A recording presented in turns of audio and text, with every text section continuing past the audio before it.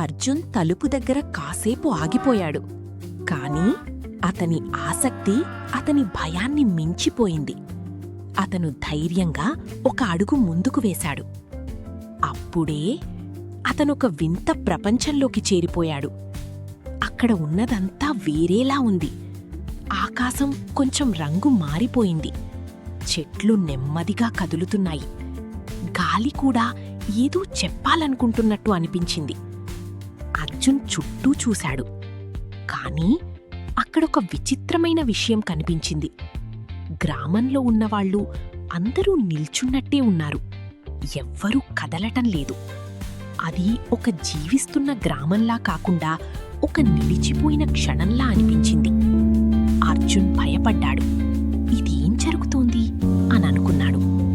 అప్పుడు అచానకంగా ఒక చిన్న శబ్దం వినిపించింది. అర్జున్ ఒక్కసారిగా తిరిగి చూశాడు. ఒక చిన్న పిట్ట అతని దగ్గరికి ఎగిరి వచ్చింది. భయపడకు, నేను నీకు హాని చెయ్యను అని పిట్ట చెప్పింది.